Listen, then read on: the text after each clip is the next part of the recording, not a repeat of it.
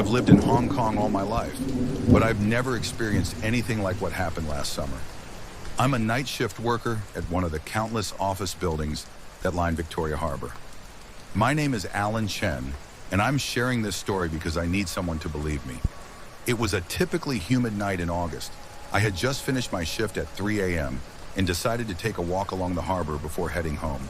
The neon lights of Tsim Sha Tsui glittered across the water, and the last star ferry of the night was making its way back to Central.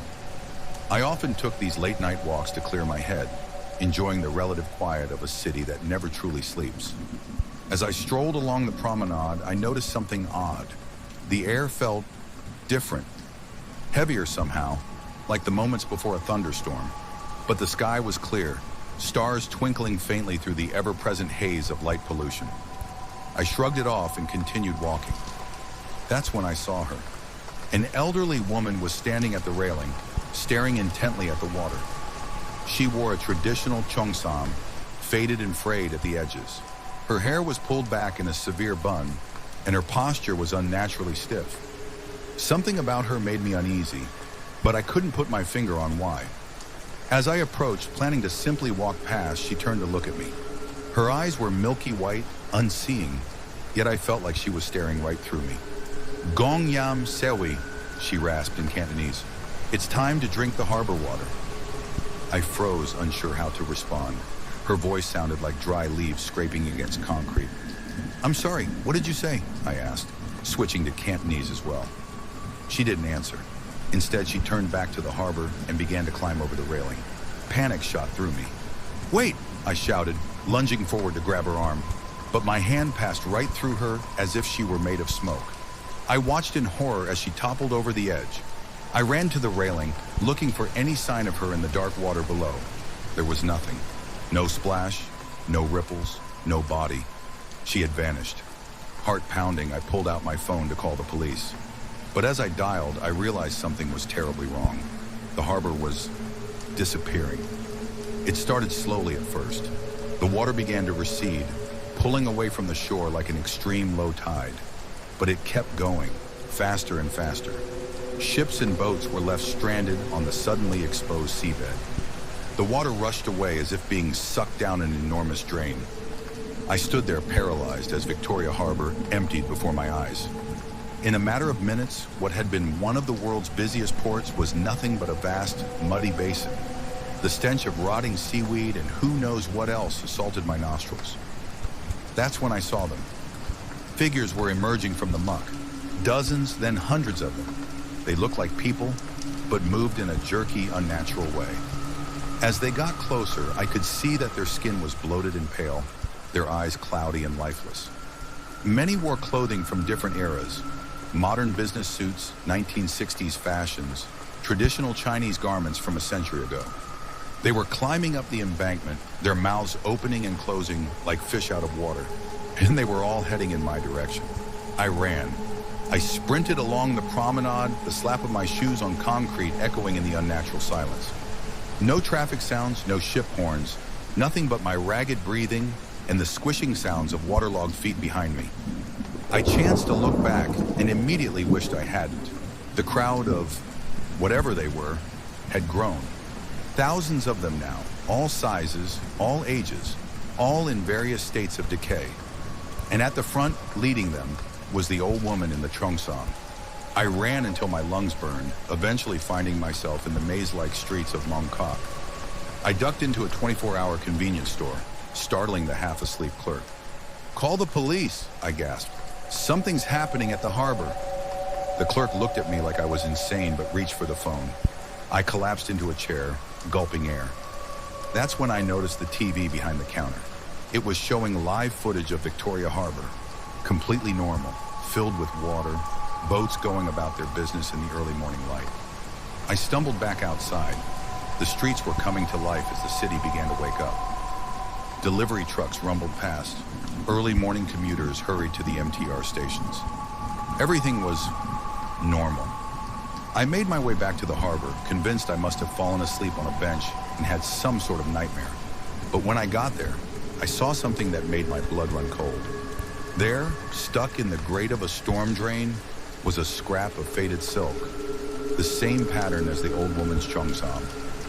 I've spent the last few months trying to make sense of what happened that night. I've researched the history of Victoria Harbor, looked into ghost stories and urban legends, even consulted with a feng shui master.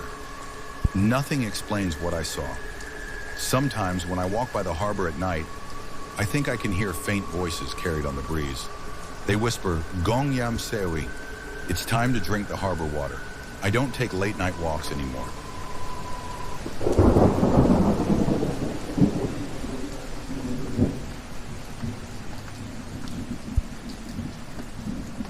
I've been a budget traveler for years, but nothing could have prepared me for what I experienced at Chungking Mansions in Tsim Sha Tsui.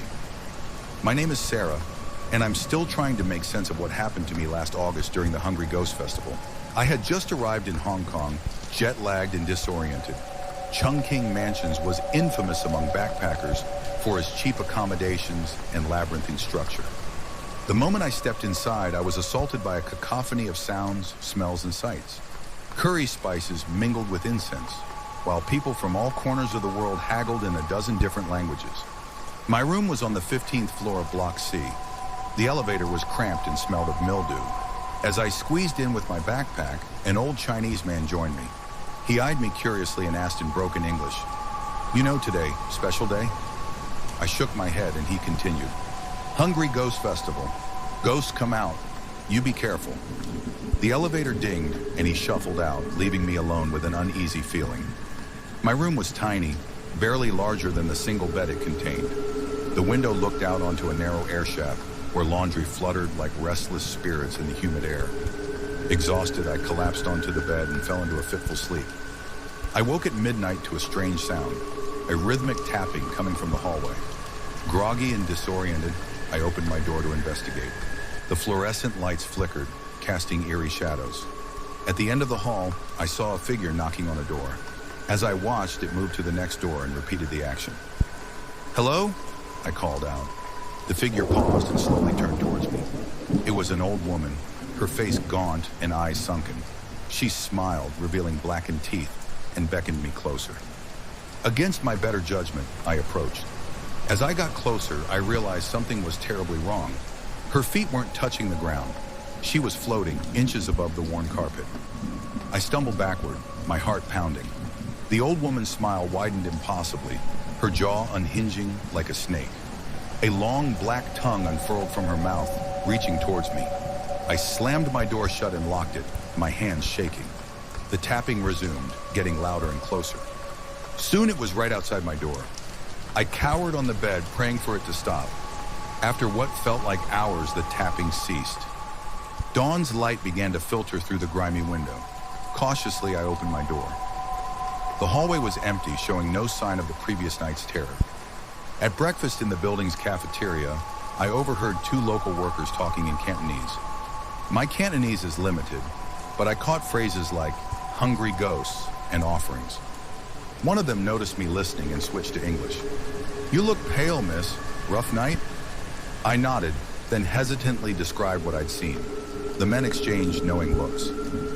"Ah, the old woman. She comes every year during the festival," one explained. "They say she lived here in the 60s when this place first opened. She had no family, no friends. When she died, no one noticed for weeks. Now her hungry ghost roams the halls, knocking on doors, looking for someone to remember her." I spent the rest of my stay in Hong Kong at a different hotel, but I couldn't shake the memory of that night. Even now, months later, I sometimes wake up in the middle of the night, thinking I hear a faint tapping at my door. And each time, a part of me wants to answer it, to offer some comfort to a lonely spirit. But a larger part of me is terrified of what I might find on the other side.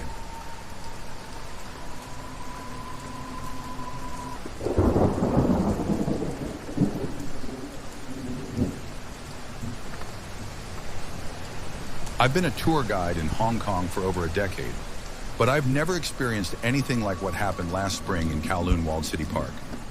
My name is Michael Wong, and this incident has made me question everything I thought I knew about the city's history.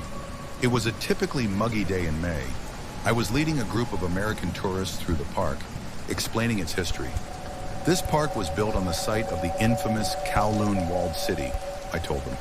Once the most densely populated place on Earth, it was a lawless enclave of crime, poverty, and unregulated industries.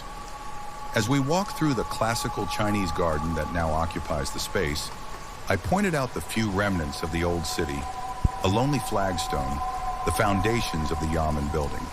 The tourists snapped photos, only half listening to my well-rehearsed spiel. That's when I heard it, a faint whisper coming from the ground beneath our feet. I paused thinking I must be imagining things, but then I heard it again, clearer this time. "Help us," the voice whispered. "We're still here." I looked at my group, but they were all focused on their cameras or the scenery. None of them seemed to have heard anything. As we continued the tour, the whispers grew more frequent and urgent. They seemed to be coming from the very tiles we walked on. I tried to focus on my script, but I kept getting distracted by snippets of conversation that shouldn't exist. "The water's rising again," one voice hissed. "I can't breathe down here," moaned another. "Why did they bury us?" a child's voice wailed. By the time we reached the central pond, I was sweating profusely, and not just from the heat. The voices were all around us now, a cacophony of pleas and laments. I glanced at my tourists, growing more confused by their lack of reaction. As I led the group across the zigzag bridge, a particularly loud voice cried out, "Look down! See us!" Without thinking, I did. Through the clear water of the pond, I saw faces pressed against the bottom, their mouths open in silent screams. Hundreds of them, maybe thousands, all trapped beneath the serene surface of the park. I stumbled, nearly falling into the pond. One of the tourists caught my arm. "Are you okay?" she asked, concern etched on her face. "You look like you've seen a ghost." I muttered something about the heat and cut the tour short, rushing the group towards the exit. As we left, I swear I heard a chorus of voices cry out in despair. That night I couldn't sleep. I spent hours researching the history of Kowloon Walled City, looking for any mention of mass graves or bodies buried during the demolition. I found nothing concrete, only vague rumors and conspiracy theories. The next day I returned to the park alone. The whispers started as soon as I entered, more insistent than before. They begged me to help them, to tell their story, to not let them be forgotten.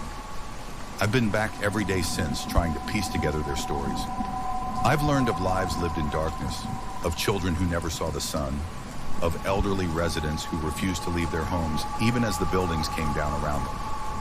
I don't give tours anymore. How can I tell sanitized stories about a classical Chinese garden when I know the truth of what lies beneath? Sometimes I sit by the pond for hours, listening to the whispers from below. They're not always sad. Sometimes they share jokes or sing old Cantonese songs or reminisce about life in the city within a city. I've tried telling others about what I hear, but they either don't believe me or can't hear the voices themselves. Am I going crazy, or have I just been granted access to a hidden layer of Hong Kong's history that others can't perceive? All I know is that every time I walk through Kowloon Walled City Park now, I tread lightly, because I know that beneath those manicured gardens and tranquil ponds, the ghosts of the old city are still very much alive, whispering their stories to anyone who will listen.